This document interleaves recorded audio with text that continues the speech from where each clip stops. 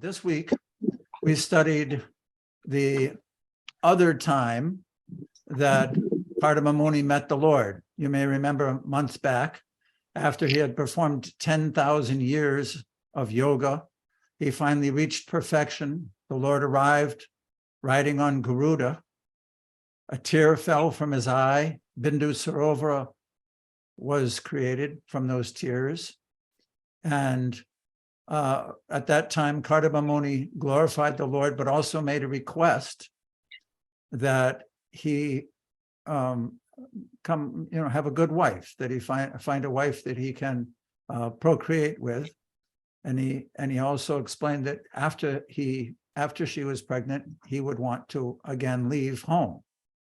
Then we read about Swayambhuva Manu, Sadarupa, and Devahuti coming, the marriage of Kardama and Devahuti, their travels in the aerial mansion all over the universe, the birth of 9 daughters, and Lord Brahma coming and meeting with them, with the 9 sages, his sons, and those daughters were given to those sons so that they could procreate.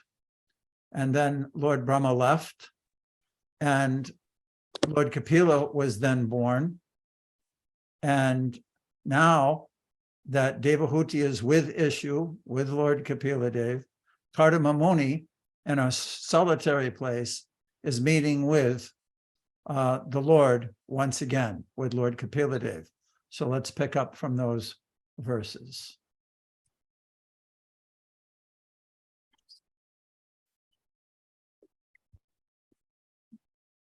This is the weekly review for December 2022, lessons 1 and 2. Another thing is that because December is generally a really busy month, I've made every one of these lessons rather short. So there's not so many verses. Everybody should be able to complete studying and meditating on these subjects quite easily until Christmas, and then after Christmas, we'll pick up again with a little more lengthy. So rather than me read, we have some different devotees. Samapriya is with us today once again. So Sama, can you please pick the readers? Yes. Hare Krishna, everyone. Nice to see everyone in this Transcendental Sangha. Let's start today with Manvantar reading. Manvantar? Srimad Bhagavatam, Canto 3, Chapter 24, Text 26.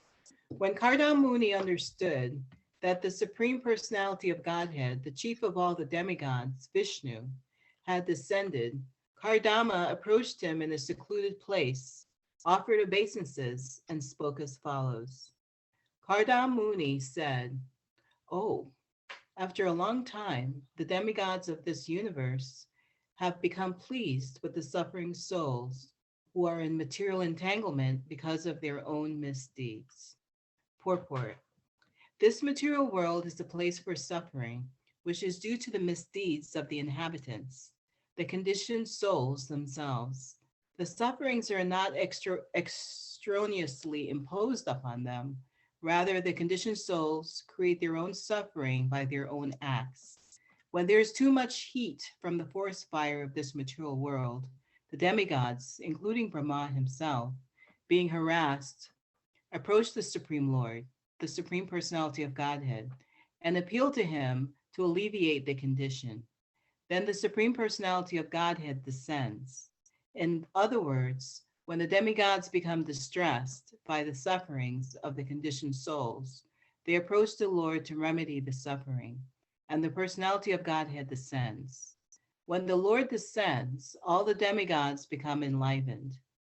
Therefore, Kardama Muni said, after many, many years of human suffering, all the demigods are now satisfied because Kapila Deva, the incarnation of Godhead, has appeared. Thank you, Manvantar. I have to ask you a question. It sounds like, Pati, you want to put it back to the screen? Thanks. When I read this, I felt like, my goodness, the demigods are really having compassion upon the conditioned souls who are creating their own suffering. Yeah, So- they're really concerned about Well, us. Yeah, that they're concerned about us, but actually everyone suffers when there are misdeeds. Can you explain that? How Wow. everyone suffers, Yeah, not only the individual soul, but the other people are in the circle of that individual soul, and even up to the demigods by Wow. our misbehavior. How does that work? I'm honestly just realizing it as you're speaking. It makes sense. I mean, like I read it and I didn't even interpret it with that level of gravity, that Yeah. everything we do impacts someone else and something else and higher up. It makes sense, but I didn't even realize the gravity of the situation.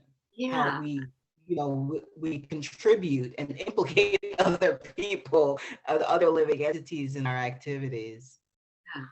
Yeah. So this Krishna consciousness is actually, once we start purifying our own hearts, then the way we relate to the world with gratitude and respect, that has an influence. It's a exponential influence. I thought that was a far out point. Does everyone appreciate that kind of far out thing that Prabhupada has brought to our attention? Good. Anyone have something to say about it? We have to go quick because I'm going to get the sauce if I expend all my energy on the first verse. But this is something wonderful to keep in mind. So if anybody has realizations about this particular point, they can bring it up as we go along. Oh, Chaita. Haribol, good morning, everyone. Nice to see you, Sama. Hare Krishna. Can I infer from this verse that anytime the main factor in provoking the appearance of the Lord is the demigods approaching him for mercy? Well, I don't know. I'll just say what I think. Then my husband might add to this. What this verse that we just read show that everyone's involved. Everyone's involved. Cardamom Muni was involved. Cardamom Muni was promised by the Lord that he would appear to be his son, so he had to fulfill that promise. But we see that the cumulative activities of the conditioned souls can create havoc, right? Or it can create something wonderful. So maybe the ultimate cause is when the demigods go to the ocean of milk and pray to the Lord to come. Right. But that is, you can't isolate something. After what Prabhupada said in the purport here, seems like we're all pretty much responsible for how the Lord is going to deal with us as a unit, even. Pati, Very you have nice. something to add to that? Thank you, Sama. One point that can be brought up is that the Lord is certainly not dependent on the demigods requesting him to come or any of that. We really don't read about that in this particular incarnation of Lord Kapila Dev. The reason for his advent, as we'll read as we progress, is that he's going to impart knowledge for the conditioned souls.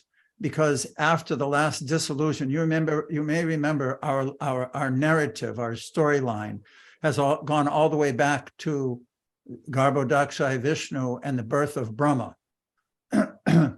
Sometimes that happens at the end of the complete dissolution, and sometimes it happens at the end of every day of Brahma. There's a partial devastation, and then again, there has to be a creation. During those dissolutions, all the knowledge of the Vedas is lost. So the Lord is adventing now specifically to impart Sankhya philosophy, but we didn't read about him being prayed to by all the demigods like we did with the time that Lord Krishna or Lord Ram or Lord Varaha appeared. So that's just a point that he's independent and can do whatever he wants, but there are scheduled times when he will come. Very good. Thank you. Ekarada, did you want to say something? Joyce, yeah, I was saying, sorry, I started speaking in Spanish. I was just like doing that surprise face because it's like, imagine all the Vedic knowledge lost. Like, it just sounds scary, I know that it's restored again, but it's just like a scary thought. it takes some time. You know, do you ever hear the expression, God's work takes time? So it takes some time to reestablish the order of the universe. This is no light thing. So the knowledge is immersed in darkness, and that has to be brought out again. And that's actually the reason for Lord Kapila Day's advent, is to reestablish. Not that there were that many simple activities going on at the beginning of the universe, but actually there were demons and inauspicious elements. So things are being reestablished. This is at the beginning of the universe. Okay, let's go on now with Tisha reading. Thank you, Samapriya. Good Okay, to see you. sweetie. Okay, so we're Srimad Bhagavatam 3:24, verse 28 and 29. After many births, mature yogis, by complete trance in yoga, endeavor in secluded places to see the lotus feet of the Supreme Personality of Godhead. Not considering the negligence of ordinary householders like us, that very same Supreme Personality of Godhead appears in our homes just to support his devotees. Purport by Srila Prabhupada. Some important things are mentioned here about yoga. The word Bahu Janma Vipakvena means after many, many births of mature yoga practice. And another word, Samyag Yoga Samadhina, means by complete practice of the yoga system. Complete practice of yoga means bhakti yoga. Unless one comes to the point of bhakti yoga or surrender unto the Supreme Personality of Godhead, one's yoga practice is not complete. Devotees are so affectionate toward the Personality of Godhead that although he does not appear before those who practice yoga in a secluded place, even for many, many births, he agrees to appear in a householder's home where devotees engage in devotional service without material yoga practice. In other words, devotional service to the Lord is so easy that even a householder can see the Supreme Personality of Godhead as one of the members of his household, as his son, as Kardama Muni experienced. He was a householder, although a yogi, but he had the incarnation of the Supreme Personality of Godhead, Kapila Muni, as his son. Hare Krishna. Thank you, Tisha. This is interesting that you get to read this, considering your yogic background. I know. And so now the Lord has come to live in your house. Can you understand how? Yes, by devotional service and surrender and love to the Supreme Lord, not by pranayama and hatha postures and meditation in fire and all that stuff. Right, through devotion. It sounds like a very simple method. Boy, we're very, so that's the one good thing in the Kali Yuga, that it's a simple process. Oh, so you have began, that's called realized knowledge, because you've experienced that. I think Kate also, are you a yoga teacher, Kate? Kate? Yeah, yeah. Okay. Did you come to that realization? I'm getting, yes. Krishna I can feel- appear in your house. You have a deity. When you chant the holy name, guess what? He's present in the Bhagavatam. He makes himself very readily available. All you have to do is open a book, chant Hare Krishna. And it's good to do some exercise. We have to keep the body fit, but it's not the system for self-realization in this age. There's a Oh, good yeah. there's a good seed or kernel which can expand on this particular concept that Kardama Muni is presenting also.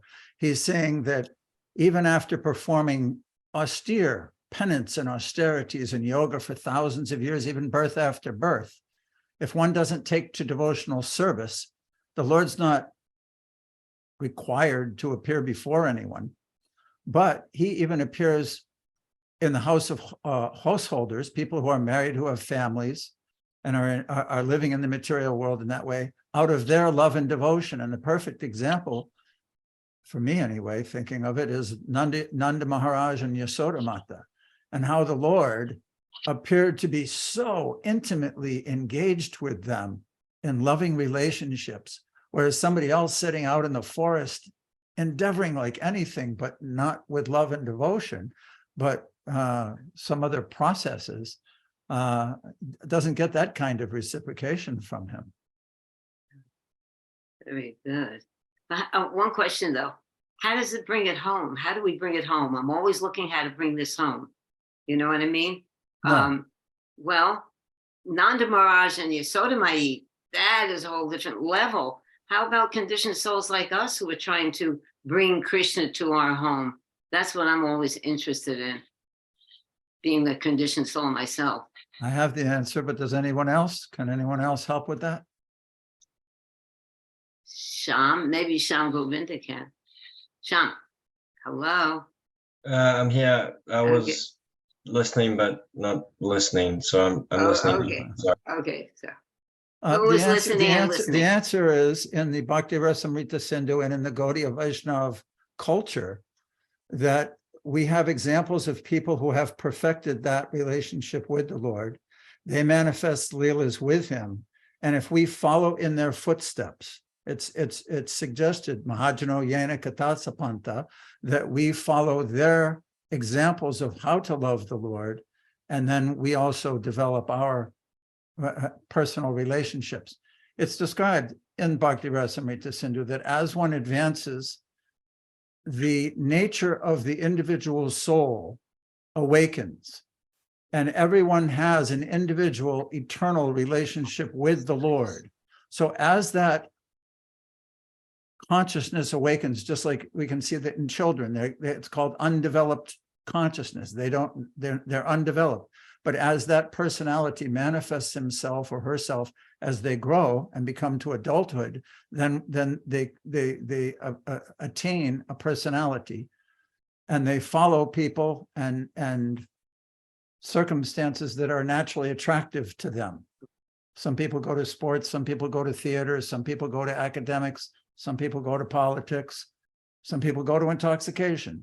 So according to their nature and their destiny. So similarly, as the soul awakens, they become attracted, one becomes attracted to a feature of the Lord, a form of the Lord, and specific associates of the Lord that have intimate relationships with him. So by following them, we create or develop a similar relationship with him. Okay, wow. That was a huge thing to do. Thank you. That was beautiful. Before we go on with Nitai Leela, I wanted to ask Kate, since you actually seriously are a yoga teacher, do you find that Bhakti Yoga is a more accessible path for self-realization for yourself? Because I see you're so involved really in so many aspects. I personally do. I actually highlighted that unless one comes to the point of Bhakti Yoga or surrender to the Supreme Personality, one's yoga practice is not complete. I mean, I highlighted that. I, cherish this practice of Bhakti Yoga, but it's something that is not very, and I believe it's very accessible. Anyone can do it, but to how to preach or impart this information to the average Joe Schmo yoga student who comes in, they're not necessarily coming in to look for that, but Right. If only they were, if only they wanted the real Right. yoga, Right. You sound like a Yeah. real preacher, because that's the first thing as a preacher of Bhakti Yoga. That's the first thing you realize. Nobody wants it. Nobody's here in the material world because they want devotional service to Krishna. But then it goes on from there. It goes on from there. There are ways that we can help people to understand that this is the only thing that will really make everyone happy. Thank you. Okay, let's go on with Nitai Leela, my darling. Can you read the next? I guess it's the purple one. Thank you, but I think I'm just gonna listen today because I have a really bad cough, and when I Oh, start no. reading, yeah, thank you. It's Okay, my darling. Okay. Ekaradika, you want to read? Yes, Mataji, thank you. Purport by Srila Prabhupada Ki Jai. Devotional service is such a powerful transcendental method that it surpasses all other methods of transcendental realization. The Lord therefore says that he lives neither in Vaikuntha nor in the heart of a yogi. He lives where his pure devotees are, always chanting and glorifying him. The Supreme Personality of Godhead is known as Bhaktavatsala. He is never described as Jnani Vatsala or Yogi Vatsala. He is always described as Bhaktavatsala because he is more inclined toward his devotees than toward other transcendentalists. In Bhagavad Gita, it is confirmed that only a devotee can understand him as he is. Bhaktyamam avijanati. One can understand me only by devotional service, not otherwise. That understanding alone is real because although Jnanis, mental speculators, can realize only the effulgence or the bodily luster of the Supreme Personality of Godhead, and yogis can realize only the partial representation of the Supreme Personality of Godhead. A bhakta not only realizes him as he is, but also associates with the personality of Godhead face to face. Okay, thank you. Of course, I have lots of questions because I haven't been around for a while. But why is the Lord more inclined? Does that to a devotee? Would that mean that he has favorites? Does God have favorites? Ekaradika? So I was in a class, I think it was yesterday morning. It was so amazing, this class. And so I think that is the exchange. The Prabhu that gave the class, he was explaining about the internal energy and the external energy and the marginal energy, that we are the jivas, that's the Shakti.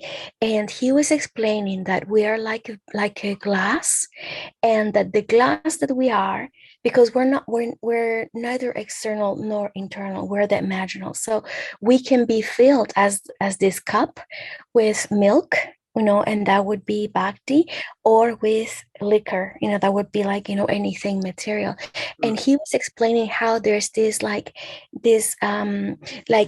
Krishna gives the bhakti, and we receive it, and we make it sweet, like by chanting. We give it back, whatever Krishna gives, we give back to Krishna with so much love, and he relishes that. And I think that, and he says, and that happens with the devotee, not with the jiva, but with the devotee. Okay, so that would indicate what verse in the Bhagavad Gita, Premananda? Are you there still? He's not. Anyway, who knows that verse in the Bhagavad Gita? I'm always quoting it. That As all surrender unto me, I reward him. There she goes, Nita. She had to come out there. Thank you so much. So that's it, basically. Thank you, Eka Radhika. That's basically the whole thing with the cups. Tisha,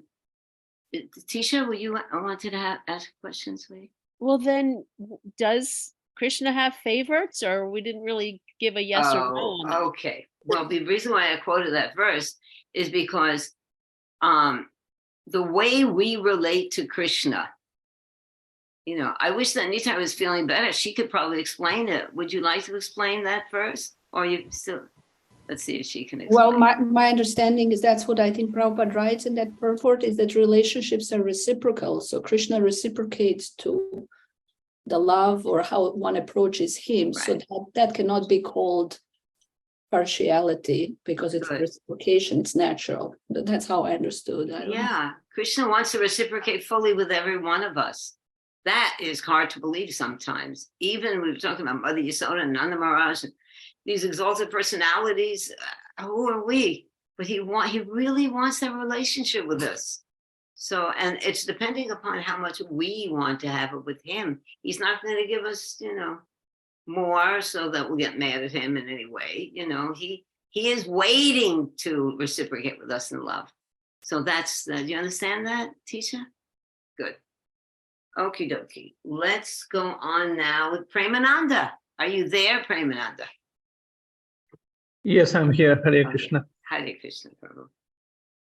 Okay, Srimad Bhagavatam 3:24-30. Kardama Muni said, "You, my dear Lord, who are always increasing the honor of your devotees, have descended in my home just to fulfill your word and disseminate the process of real knowledge." Purport by Srila Prabhupada. When the Lord appeared before Kardama Muni after his mature yoga practice, he promised that he would become Kardama's son. He descended as the son of Kardama Muni in order to fulfill that promise. Another promise of his appearance is Chikitsur Bhagavan Gyanam, to distribute knowledge. Therefore, he is called Bhaktanam Manavardhanaha, he who increases the honor of his devotees. By distributing Sankhya, he would increase the honor of the devotees. Therefore, Sankhya philosophy is not dry mental speculation. Sankhya philosophy means devotional service. How could the honor of the devotees be increased unless Sankhya were meant for devotional service? Devotees are not interested in speculative knowledge. Therefore, the Sankhya enunciated by Kapila Muni is meant to establish one firmly in devotional service. Real knowledge and real liberation is to surrender unto the Supreme Personality of Godhead and engage in devotional service. Oh, wonderful. So why don't you elaborate on that a little bit? Well, of course, when the Supreme Lord descends, he, as in Bhagavad Gita, it says that he comes to protect the devotees, annihilate the miscreants, and also establish religion. And in this case, he came to reignite the Sankhya philosophy, because I think it was lost over a period of time. So Lord's appearance at multi-purpose, I would say, in this case. He wanted to teach Sankhya philosophy through his mother Devahuti. So that was the whole point of this purport. That's what I read. Also, this also it carries the same kind of theme, that he wants to have a relationship with his devotee. And who is going to take this up? This philosophy of Sankhya. It will be his devotee. So so much facility is being made for the devotee because the devotee wants it. Right? Right. Thank you, Premananda. Thank you. Actually, I have a question for Premananda on this one. Oh. Although we haven't gotten to the teachings yet, I think you're familiar with Sankhya philosophy. And here it says, Sankhya would increase the honor of the devotees. Therefore, Sankhya philosophy is not dry mental speculation. What can we look forward to as we read and hear Kapila Dev's teachings that will highlight this feature? Sankhya philosophy means devotional service. So whatever little bit I know about Sankhya philosophy, it basically teaches I would say the distinction between matter and spirit. So if we understand the spirit of everything and how it is connected to our spirit soul, I think that inevitably leads to devotional service. So that's how I understand this. Very nice. So everyone that was listening, I hope you caught that the Sankhya philosophy, the basic core concept is, what is the difference between spirit and matter? Once one realizes that we are spirit, then they engage all matter in the service of the Lord. Keep that in mind as we head into these teachings. Right now, we're at a place where Kardama is explaining, and he'll leave home. Once he leaves home, after a few more lessons, then Devahuti will approach him and he'll begin his instructions, and we'll start those in after a few more lessons. So please be attentive to that concept. Otherwise, it kind of gets lost easily. Thank you. Okay, Thank you. Faye, would Thank you, you Premananda. like to continue? Excuse me. Faye, you want to read? Good morning. Yes, Mataji, Hare Krishna. Text 31. My dear Lord, although you have no material form, you have your own innumerable forms. They are truly your transcendental forms, which are pleasing to your devotees. Purport. When we say Krishna, we refer to all forms of the Lord, not only Krishna, but Ram, Nrsimha, Varaha, Narayan, etc. The varieties of transcendental forms exist simultaneously. That is also stated in the Brahma Samhita. Ramadi Murtisu Nana Charam. He exists in multi forms, but none of the forms are material. Mayavadi philosophers cannot understand these transcendental forms of the Lord, and being disappointed, they say that the Supreme Lord is impersonal, but that is not a fact. But that is not a fact. Whenever there is a form, there is a person. Many times in Vedic literature, the Lord is described as Purusha, which means the original form, the original enjoyer. The conclusion is that the Lord has no material form, and yet, according to the liking of different grades of devotees, he simultaneously exists in multi forms, such as Ram, Nrsimha, Varaha, Narayan, and Mukunda. There are many thousands and thousands of forms, but they are all Vishnu Tattva, Krishna. Wow. So this really goes back to what Tisha said or asked, how if the Lord has favorites. And we can see there's so many, even Lord Chaitanya, he says in the second Shikshastika, you have so many names like Krishna and Govinda. Why are there so many names for Krishna? Who can say? Faye, can you say why there's so many names for Krishna? And why he has so many forms? Krishna is supreme in every way, and one of those neat supremacies about him is his variegatedness. He is full of variety, and the varieties are full of varieties exponentially themselves.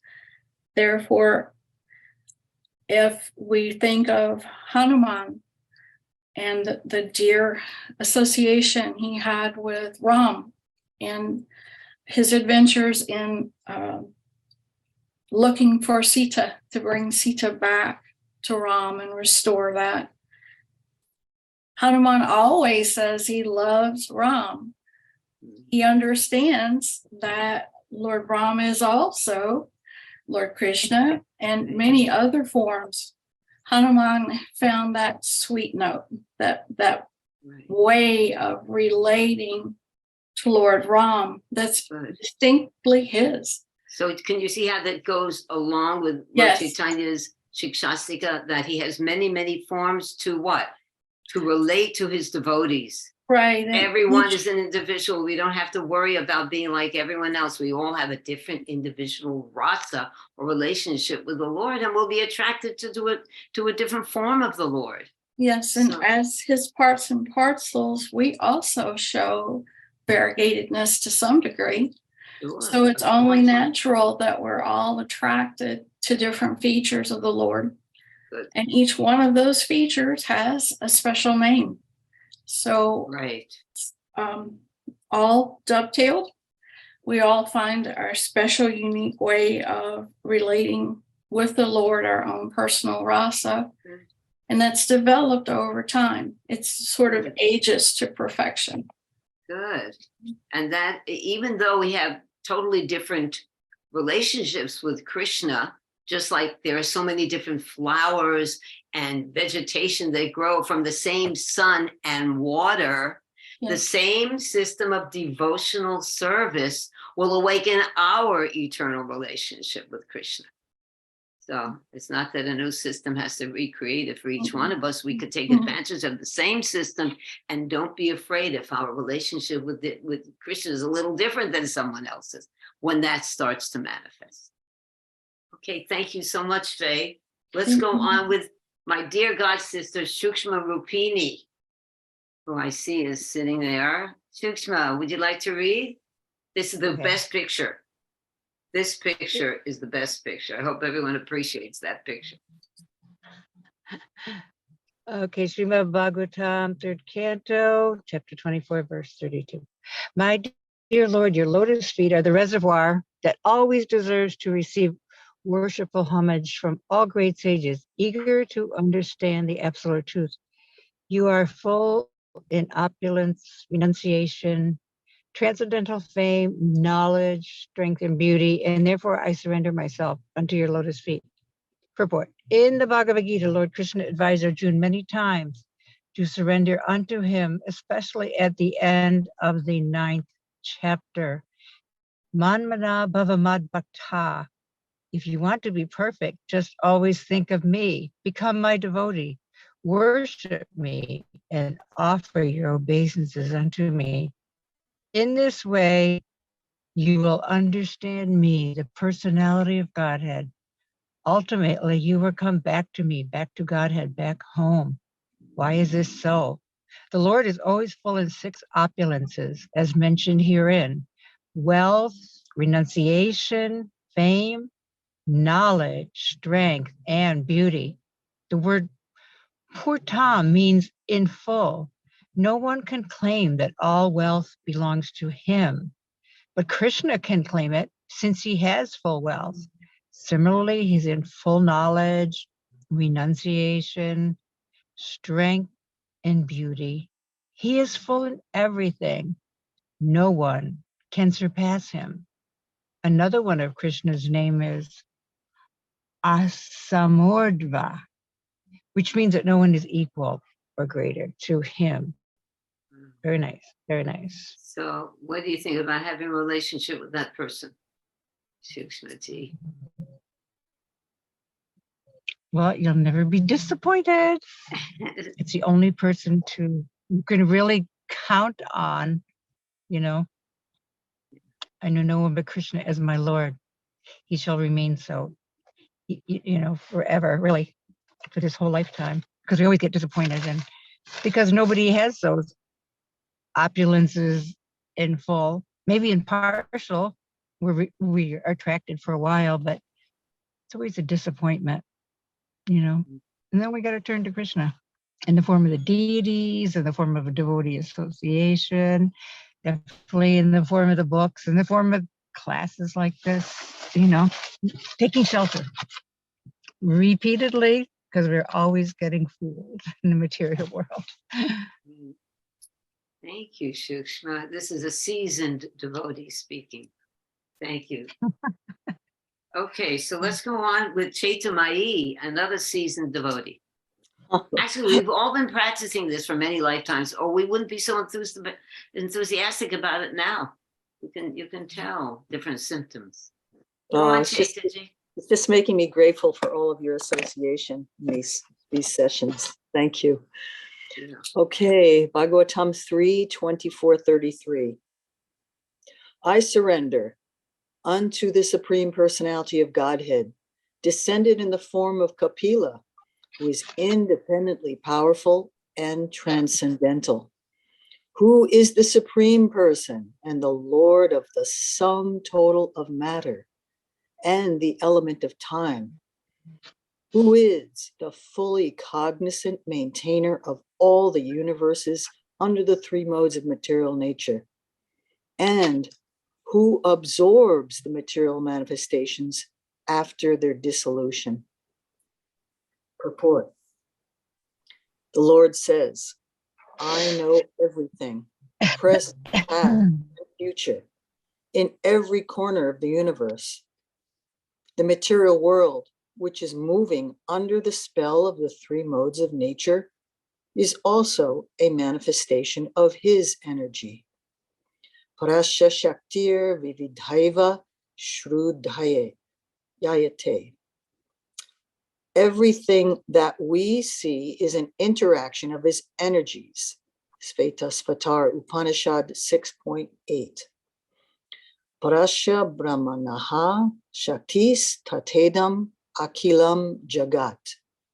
This is the version of the Vishnu Purana. We can understand that whatever we see is an interaction of the 3 modes of material nature, but actually it is all an interaction of the Lord's energy. Lokapalam. He is actually the maintainer of all living entities. Nityo Nityanam. He is the chief of all living entities. He is one but he maintains many, many living entities. God maintains all other living entities, but no one can maintain God. That is his Svachanda Shakti. He is not dependent on others. Someone may call himself independent, but he is still dependent on someone higher. The personality of Godhead, however, is absolute. There is no one higher than or equal to him. Oh my goodness. Whoa, there it I was is. going to ask you a question about matter and time, but is there something that jumps off the page? And the whole thing seemed to be jumping off the page, but can you Oh, kind this of can like only be isolate spoken. it? This can only be spoken by someone who has seen the Lord face to face. Kapila really has a unique position in that way, because he does his 10,000 years of austerities, and then Krishna comes. Kardama does. Kardama. Kardama. And then after that, he sees him as his son, Kapila. So this is twice he's had his vision of him. So Kardama Muni is so fixed up in this realization. Wow. Whereas we get small bits of it here and there, but here is someone who's been there and seen him, and he can give us the full picture. So he can dispel our doubts, this Kardama Muni. Good. Very Beautiful. Good. And Go on. Go on, there's Leslie. one thing that does jump out to me from the purport, and that is to say that he is he's the final resting place. If I could see the purport again. Let me see. Dhruva Maharaj Prabhu, if you could just put that up again, the purport. Okay. Yes. He is the Nityo Nityanam. He is the chief of all living entities. God maintains all, but no one can maintain God. It did remind me of I'm not sure where this passage is from, but it states that everyone is chasing Lord Krishna, but Lord Krishna is chasing Srimati Radharani. So who is also Lord Krishna.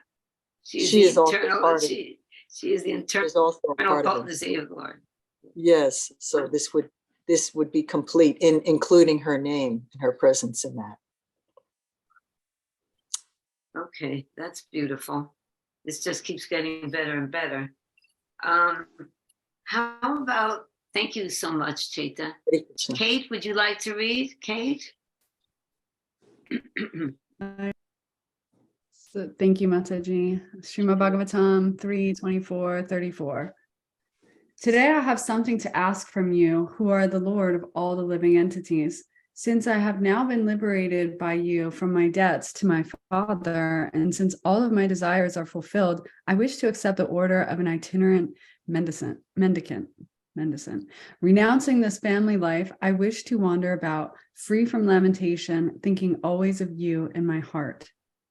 There are two kinds of devotees of the Lord. One is called Goshtyanadi, which means those who are preachers and have many followers for preaching the glories of the Lord, and who live among those many, many followers just to organize missionary activities. Other devotees are Atmanandi, or self-satisfied, and do not take the risk of preaching work. They therefore remain alone with God. In this classification was Kardama Muni. He wanted to be free from all anxieties and remain alone within his heart with the Supreme Personality of Godhead. Parivraja means an itinerant mendicant. A mendicant sannyasi should not live anywhere for more than 3 days. He must be always moving, because his duty is to move from door to door and enlighten people about Krishna consciousness. So what do you have to say about that one?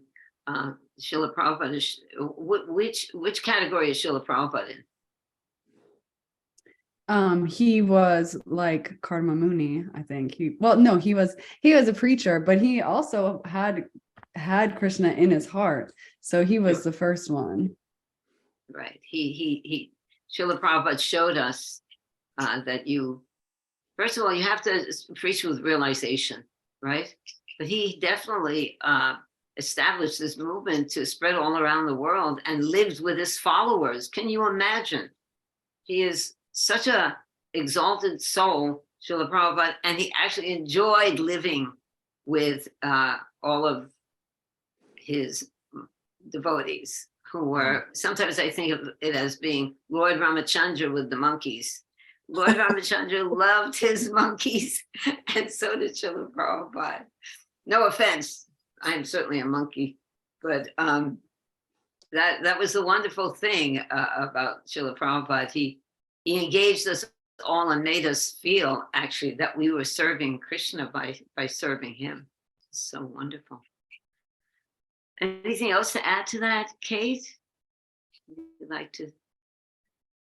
No, but it just makes me think about the Varnashram system, like, you know, which is better, right? Is it supposed to be? Is it better to sit with Krishna in our heart? Is it better to preach and share you know this? what? Better. This word "better" is a little confusing. Better. It's best to follow your own duties in life. Certainly, you know, if you have children and a responsibility at home as a mother and a wife, it would not be better for you to go and say, forget it, I'm going out on book distribution. We already made a lot of those mistakes, you know. So it's better to please the Lord. I remember one Sankirtan devotee asked Srila Prabhupada, thinking that Srila Prabhupada was going to encourage, you know, Sankirtan, big book distributor. But he said to Srila Prabhupada, what is your favorite thing, Srila Prabhupada? What pleases you more than anything? And he's thinking that distribute books. And Prabhupada said, if you become Krishna conscious. So, and you know, our field of activities changes as we go through life, you know, and we preach in different ways. If you're a mother with children, you have a lot of seva to do. You have to make these children Krishna conscious. Even in this, was it in this section that we read that one should not become a father, a mother, a teacher, a guru, if he can't free his dependents from the cycle of birth and death. So we can't be looking to another person's service. We have to look to see, or even what Krishna says in Bhagavad Gita, even if you perform another person's service perfectly, you're not situated properly. Do your own service with always the desire to please the spiritual master and to please Krishna. And certainly we want to give Krishna consciousness to everyone. What's the first thing? How can we give Krishna consciousness to everyone? What's the first thing that we have to adhere to? And just think for a second. It's very logical. Anyone give that answer? What's the first thing? I was in a class and the Prabhu was saying, how can you release others if you have not released yourself from the bondage of the body? Oh, very good, very good. So the answer to that would be if one is Krishna conscious himself. That's the first qualification. If you know that Krishna is the Supreme Personality of Godhead, then you can help others to realize that. I think Ian had his hand. He wanted to say something. Ian, my friend. Hare Krishna, everybody. Are you hearing me? Yes. Okay, so Dhruva Prabhu, I made a short mention on the itinerant mendicant. Is there any way you can do a little expansion on it for me? Yes. Itinerant means moving from one place to another. And mendicant also means it. It's like, it just means that Kardama Muni is entering into a phase of life where there is no dependence on a home or a residence and the things that go along with that.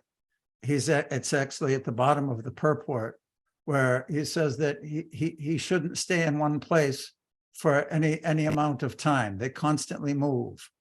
A mendicant sannyasi should not live anywhere for more than 3 days. He must always be moving because his duty is to move about from door to door and enlighten people about Krishna consciousness. Although he wasn't a preacher, Kardama Muni was going to travel, and it's an austerity, it's a penance, it's a way of life where they never stay any place. You don't make any friends, you don't stay anywhere long enough to develop any attachments for anything in this material world. So that's basically the path that he wanted to follow. And he's asking Kapiladev for permission to do that. Another point, just before we get too far away from it, Kate, is that it's not that the person who's a preacher doesn't have Krishna in his heart. The person also has Krishna in his heart, and he can see Krishna within everything, wherever he goes. He's just chosen to take that path to enlighten conditioned souls about their Krishna consciousness and try to work with that set of circumstances. Whereas Kardama Muni and his nature and his personality and what he wanted to do was something different, which is also pleasing to the Lord. Both paths are bona fide. Anything else, Samapriya? No, we can go on Okay. with Shyam Govinda. Would you like to read, Shyam? Thank you. Yes, thank you, Mother Samapriya. All right, Srimad Bhagavatam 3:24, text 35 and 36. The personality of Godhead Kapila said, "Whatever I speak, whether directly or in the scriptures, is authoritative in all respects for the people of the world. O Muni, because I told you before that I would become your son, I have descended to fulfill this truth. My appearance in this world is especially to explain the philosophy of Sankhya, which is highly esteemed for self-realization by those desiring freedom from the entanglement of unnecessary material desires." Purport. We conditioned souls have taken shelter of the material body, which is full of troubles and miseries. Foolish people cannot understand the situation, and this is called ignorance, illusion, or the spell of Maya. Human society should very seriously understand that the body itself is the source of all miserable life. Modern civilization is supposed to be making advancement in scientific knowledge. But what is this scientific knowledge? It is based on bodily comforts only, without knowledge that however comfortably one maintains his body, the body is destructible. Keep going. As stated in Bhagavad Gita, Antavanta ime deha. These bodies are destined to be destroyed. Nitya shok taha sharirinaha. Refers to the living soul. Could someone just maybe pronounce it correctly? Nityas yokta saririna. Nitya Nitya- means eternal. Yeah, Saririna means the body. Nityas yokta saririnam. Nitya Saririna. shokta sharirinam. Nitya shokta saririna. Refers to the living soul or the living speak within the body. That soul is eternal, but the body is not eternal. For our activity, we must have a body. Without a body, without sense organs, there is no activity. But people are not inquiring whether it is possible to have an eternal body. Actually, they aspire for an eternal body because even though they engage in sense enjoyment, that sense enjoyment is not eternal. Oh, I get it. Actually, they aspire for an eternal body because even though they engage in sense enjoyment, that sense enjoyment is not eternal. They are therefore in want of something which they can enjoy eternally, but they do not understand how to attain that perfection. Sankhya philosophy, therefore, as stated herein by Kapiladev, is Tattvanam. The Sankhya philosophy system is designed to afford understanding of the real truth. What is that real truth? The real truth is knowledge of how to get out of the material body, which is the source of all trouble. Lord Kapila's incarnation or descent is especially meant for this purpose. That is clearly stated here. Oh my goodness. Okay, read that last sentence again, the real truth. The real truth is knowledge of how to get out of the material body, which is the source of all trouble. Lord Kapila's incarnation or descent is especially meant for this purpose. Wow, okay, you say something about that. You just heard the real truth and nothing but the truth. So help you. That was it. What I noticed the last couple of verses is there was a Sanskrit word that described that only Lord Krishna is independent, everyone else is dependent. And so I've been like trying to work out what does independence mean for someone serving in devotional service. I'm an independent householder, right? But I'm definitely not independent. I get a lot of help. But what does it mean for like the devotee to be independent? I think it means by being completely 100% absorbed in thoughts of the Lord. Otherwise, that's the only way we're going to become. I've kind of lost where I'm going with this, but You're talking about dependent, how to become independent. What is actually real independence? What does that that's mean? being free of a body. So this is, thank you for reflecting that back to me. So this is the actually only way to get not independent, but independent of miseries, at least, is being completely absorbed in the Lord, and therefore being in joyful service of the Lord and getting out of the miseries of entanglement of material existence. So in a nutshell, independence means complete dependence on Krishna, There we go. Yeah. right? And does that mean I just sit around just being dependent on Krishna? Is there any activity in that? Sean? No. No activity in being dependent on Krishna. No. There's no Well, activity. yeah, just in the previous verse, we heard there's two different types of devotees, one the preacher and one who is the mendicant. Seems like Srila Prabhupada was the preacher, but also in his Prema Divani prayers, he's referred to as Paviraj Jakacharya, so someone who's always traveling, 3 days in one spot. There is activity. There is activity. There is activity. It has to be activity in service to Krishna.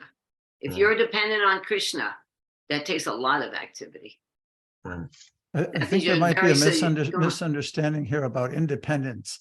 Kardama Muni is glorifying Krishna or Kapila Dev as the only independent entity. A devotee is never independent. No one's independent. Krishna is independent.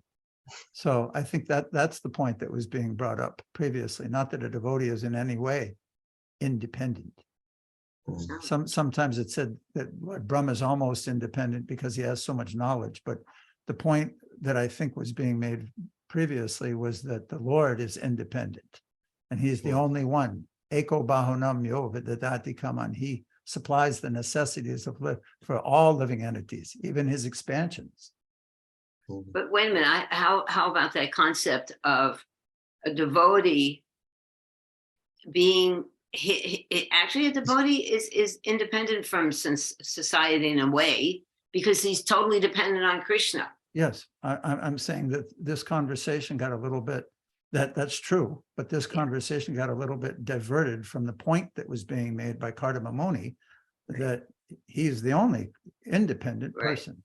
There is another point I want to put on the text, because this point's really important. Do you remember for those of us who has been here with us since the first canto, can anybody say what the first question of the sages at Namasaranya are? The first question in the Srimad Bhagavatam, you may remember, it starts off with the sages at Namasaranya inquiring from Sutta Goswami about hearing Srimad Bhagavatam from Sukadev Goswami. He was there when Maharaj Parikshit was cursed. But the first whole canto is the sages at Namasaranya. So they asked 6 questions.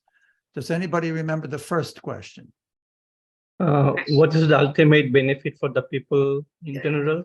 Yay, yes. I knew it. I was going to call on it.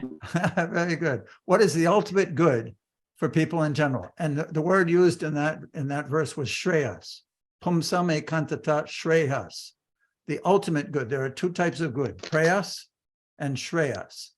Prayas means immediate benefit, and shreyas means long-term benefit. So check out how sublime this is, what the Lord is coming to give to the conditioned souls. We conditioned souls have taken shelter of the material body, which is full of troubles and miseries. Foolish people cannot understand this situation, and this is called ignorance, illusion, the spell of Maya. Human society should very seriously understand that the body itself is the source of miserable life. Modern civilization is supposed to be making advancement in scientific knowledge, but what is this scientific knowledge? It is based on bodily comforts only, without knowledge that however comfortable the one maintains the body, The body is destructible. So he comes to explain that the actual source of the misery is accepting a body. All other miseries are subsequent to that. So if we can become freed from that core problem, which means go back to the eternal world of the spiritual kingdom, then all these problems go away. Hum same kantata shreyas. The ultimate solution is to leave this place. Is that all right, Sean? Did I confuse you? I'm sorry. No, it's fine. I understand like the big picture, but when I'm applying it in my own Krishna consciousness, like I'll just take one moment more in people's time. What independence might mean to me is just being able to be like completely self-controlled in my mind, not be totally taken over by my emotions day to day. So yeah, I'm trying to apply the bigger picture, and so that's why Mother Summer Prayer's offering really helped. Thank you. There's a nice example with that, Sham Govinda. In India, hundreds and thousands of people go to work by riding on a bicycle.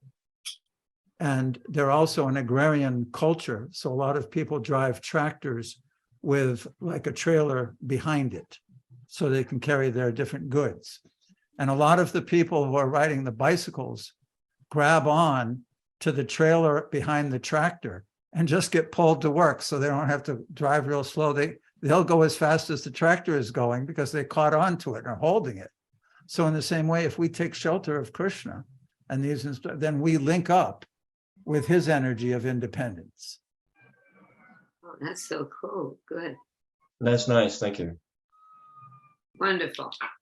Thank you. How about, let's go on. Let's try to finish this up here. Vaishnavi, are you with us? Vaishnavi, would you like to read? Let's give her a minute. Vaishnavi.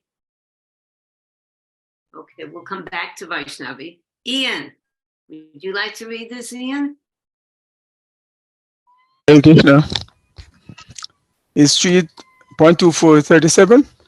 Yes. Okay. This path of self-realization, which is difficult to understand, has now been lost in the course of time. Please know that I have assumed this body of Kapila to introduce and explain this philosophy to human society again. Purport by Srila Prabhupada. In due course of time, a particular type of knowledge may be lost or may be covered for the time being. That is the nature of this material world. A similar statement was made by Lord Krishna in Bhagavad Gita, Sakaliniha Mahata Yoga Nasta. In course of time, the yoga system is stated in Bhagavad Gita, as stated in the Bhagavad Gita, was lost. It was coming in parampara, in disciplic succession, but due to the passage of time, it was lost. The time factor is so pressing that in the course of time, everything within this material world is spoiled or lost. The yoga system of Bhagavad Gita was lost before the meeting of Krishna and Arjuna.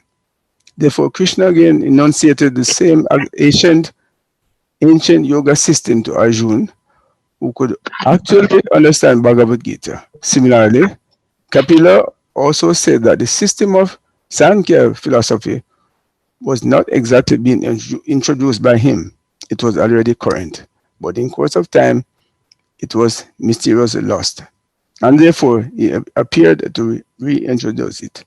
That is the purpose of the incarnation of Godhead. Wow. Isn't that wonderful? So how do we see that being manifest in the modern age, the purpose of the incarnation of Godhead, Ian? Could you say it again? How do we see the purpose of the incarnation of Godhead to reintroduce this system of religion to the conditioned souls? And recently there was an incarnation of Godhead who reintroduced it. And who was that? Lord Chaitanya Mahaprabhu? Okay, yes. Yeah, yes. Yeah. And what did he say? How did he introduce it? By the Sankirtan movement? Yes. Very simple, because we're very simple people in Kali Yuga. We needed a real simple thing. Yeah. So he's always after us. Krishna is always after us to pull us back. How come we make it so hard for ourselves? We don't trust God. That's a. What are you thinking, Ian? Yeah, so we see the Lord is always providing various avenues for us to return to Him. For example, so He spoke the Bhagavad Gita to Arjuna on the battlefield of Kuru, etc. And He spoke, they came to speak the Sankhya philosophy to Devavati.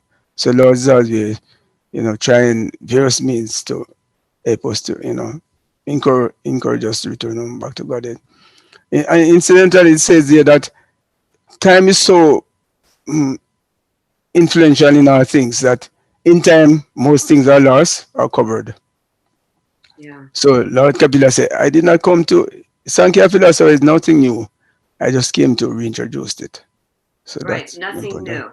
Yeah, nothing new. That's wonderful, Ian. Yeah. That's another point, that this knowledge is very ancient, Yeah. and yet it's very applicable right Yeah. now from Yeah. billions of years ago. We don't need something new. You have to, when you hear something is new, then you should put up your the red flags. This is eternal knowledge. It doesn't change. It's eternal. It's good for us now in the Kali Yuga, even though we might not like the way it sounds. It has to sound perfect so that we're not threatened by it. This is the whole reason why here in the material world is this false ego. So we don't have to see anything new. This is ancient knowledge that comes from the most ancient person, God Himself, Krishna.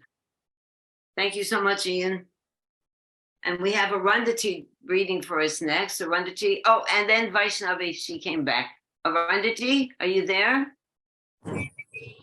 Hare Krishna, Mother. Hare I have flickering Krishna. network, so I'll be in hearing mode today. I'll pass. Okay, Thank sweetie. you. Okay, darling. Vaishnavi, would you like to read? Okay. Srimad Bhagavatam 3.24:39.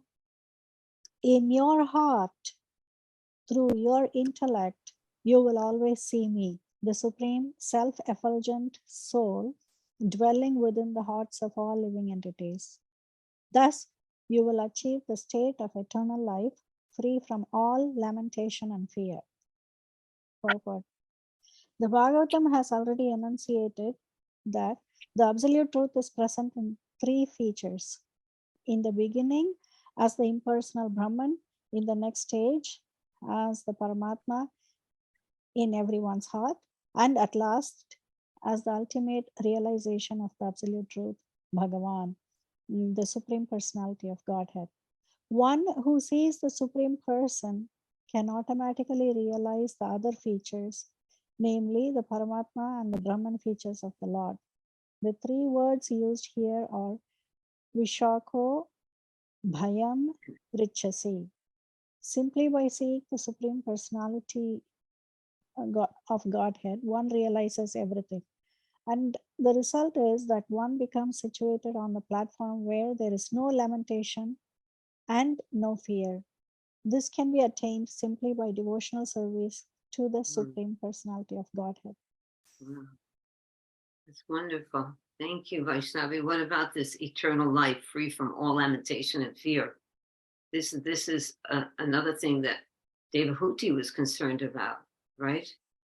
This fear. So what does that mean? What do you think?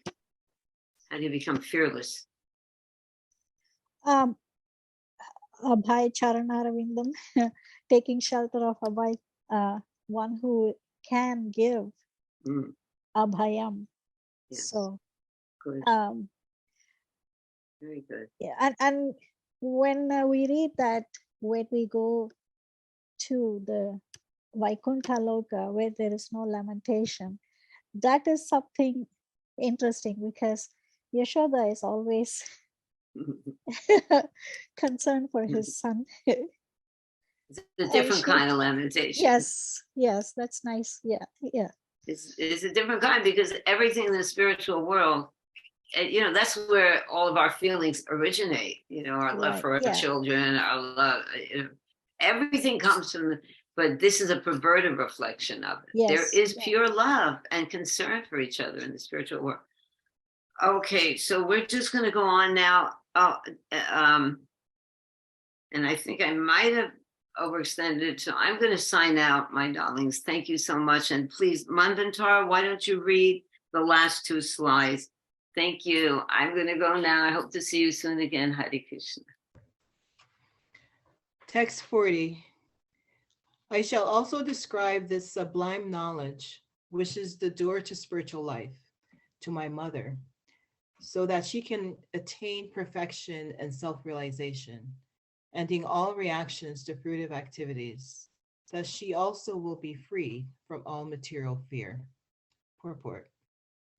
Kardama Muni was anxious about his good wife, Devahuti, while leaving home, and so the worthy son promised that not only would Kardama Muni be freed from the material entanglement, but Devahuti would also be freed by receiving instruction from her son. A very good example is set here. The husband goes away, taking the sannyas order for self-realization, but his representative, the son, who's equally educated, remains at home to deliver the mother. A sannyasi is not supposed to take his wife with him. At the Vanapras stage of retired life, or the stage midway between the householder life and renounced life, one may keep his wife as an assistant without sex relations, but in the sannyas order of life, one cannot keep his wife with him. Otherwise, a person like Kardama Muni would have kept his wife with him, and there would have been no hindrance to his prosecution of self-realization. You can continue. Kardama Muni followed the Vedic injunction that no one in sannyas life can have any kind of relationship with women. But what is the position of a woman who is left by her husband? She is entrusted to the son, and the son promises that he will deliver his mother from entanglement. A woman is not supposed to take sannyas. So-called spiritual societies concocted in modern times give sannyas even to women, although there is no sanction in the Vedic literature for a woman's accepting sannyas. Otherwise, if there were sanctioned, Kardama Muni could have taken his wife and given her sannyas. The woman must remain at home. She has only 3 stages of life: dependency on the father in childhood, dependency on the husband in youth, and in old age, dependency on the grown-up son, such as Kapila. In old age, the progress of women depends on the grown-up son.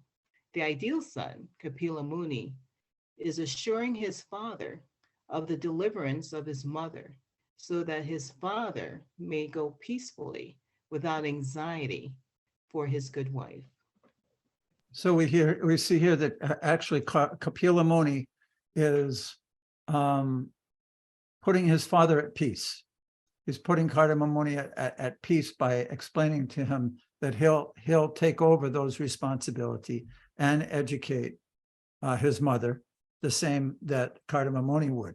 But Manvantara, in this day and age, we see that these perfect, smooth Vedic culture isn't manifest in our day and age. So how are we supposed to reconcile this circumstance with our present day? Yeah, when I was reading it, I felt like there should be a warning, do not try this at home in Kali Yuga. But like everything else, I suspect that you can just, because Kapila Muni is saying you have to follow the Vedas, which I found, which is very impressive. So you can still do that at home, right? You can still remember Krishna and practice at home, because you're not supposed to be artificial. Yes, but actually the next tomorrow we'll post a new lesson, and this is when Kardama actually leaves home, and there's a astounding purport where right within one purport Srila Prabhupada states the first sentence says that it's compulsory for everyone to leave home at a certain age.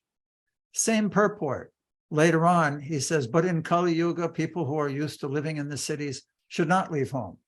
So the meditation will be how to properly understand this balance of practically understanding one's self, one's abilities, as well as society in general. Certainly Western society. I've lived in India a lot, and in India, there's a cultural arrangement where mendicants, sannyasis, people who are truly renounced from everything, who've left home, gone to a holy place and travel, they can go from door to door. There are, first of all, there are a lot of free kitchens or temples that offer prasadam to sadhus. In Vrindavan, there must be at least 100 sadhus every day who walk from place to place and go. They know the route. There's actually a route where they can go, and rather than one temple feeding that many people, what they do is they give a chapati and some sabji or some rice and sabji to the mendicant and put it in a tiffin, and that person goes from place to place and gets a whole tiffin full of food. America doesn't have anything like that. A few churches serve out food, and for mendicants, a lot of those foodstuffs are unacceptable. So it also depends on where a person is and the practicality. Common sense also has to be used. Any questions or comments on anything we've discussed today? Thank you, Manvantara. Anything else? Jai. Okay, thank you, everyone. Oh, Premananda, you have your hand raised? Yes, Prabhu. So in the last forum post, you posted the question, right? The different modes of devotional service, where Kardama Muni had the option of either staying at home and associating with Kapila Dev directly, or he could just Yes. be a mendicant. So what is the proper shastric understanding of this? I think you Like, wrote something. You wrote a really good, an excellent form. So that was You that was wrote, okay, at the right? end of it, is that the one where at the end of it you said I may be wrong? Yes, that's the one. I thought that was beautiful. You gave 3 different examples or circumstances, if I'm right, maybe 4. Right. I think 3. You had actually 3, yeah. I could tell that you meditated on this topic. And first of all, you mentioned, this was before we had even come to it in the text. You mentioned that he Right. wanted to follow the scriptures. The Vedic Right. injunction is that you leave home. That was one consideration. Right. Another consideration was, remind me again, because they were really good. There was 2 other ones. No, I mean that I I don't remember the second one. I remember the third one, Which where he was? wanted Devahuti to take advantage of her son, because if he had stayed at home, Yes. then she might have been busy serving him. That was very thoughtful. Although it wasn't mentioned in the text, it's understanding of nature and rasa, that if he had remained home, then by nature, Devahuti would have remained dependent on her husband and not Right. had the opportunity to hear directly. I kind of remembered that story of Draupadi in the Sabha, when she was being stripped naked. She looked to her husband, she looked to Bhishma, she looked to Vidur, she looked everywhere, to all the people. And then finally, when no one would help her, she raised her hand and said, "Oh, Govinda." She took complete shelter of Krishna. So in that same way, I think that was very, very good and insightful, that Devahuti would become completely dependent on Kapila, who could instruct her. Yeah, okay, thank you. So that was the part I was not sure whether it's a No, good. I thought that was really good. It was very, Okay, thank you, a Prabhu. nice meditation, yes. Thank you. Sometimes when we're meditating on these topics, of course, Guru, Sadhu, and Shastra are there, but it's sometimes we become enlightened. Krishna says that, Tesham Sata Yuktanam, Bhajatam Pratipurvakam, Dadami Buddhi Yogam Tam, Yena Mama Payanti Te. And in that case, I think he gave you the intelligence to consider the circumstances and understand it clearly. It was good. Okay, thank you, Prabhu. Sham Govinda? Yes, Maharaj, thank you. That verse that when Srila Prabhupada says it's compulsory, and then he says, but maybe not. I feel like this is just a comment really, that it is possible to leave but still be at home. So like, it's nice that we can kind of use our intelligence, like you're saying, and kind of maybe perhaps apply. Well, I definitely think there's Vanaprastha couples where maybe the man is very much detached, even though he's within the relationship. Yes, and it's a time period of practicing for, ultimately everyone's going to be, everything is going to be taken away from everyone. So renunciation of everything is something we should ultimately be ready for, if not doing it practically. Like we see Srila Prabhupada, he was a perfect example of someone in the modern age that actually left home, lived by himself, and then went out to preach. But we've also seen so many examples of people that attempted to do that and were unsuccessful, and it causes havoc. So great turmoil in the family and in society. So it's not a stamp answer. Thank you. Anything else for anyone? Jai, once again, please remember that the next few lessons are quite short. They take only 20 minutes to record. So that's not a lot of reading. I know everybody's busy with the holidays and things like that, so I hope you can keep up. And once again, toward the end of the month, the last of these lessons in December, we're going to start with the lectures of Srila Prabhupada. But just prior to that, we'll actually listen to several of Lord Kapilades. We're coming up to his actual instructions to his mother. So I hope everyone's looking forward to those instructions. Jai, Hare Krishna. Have a good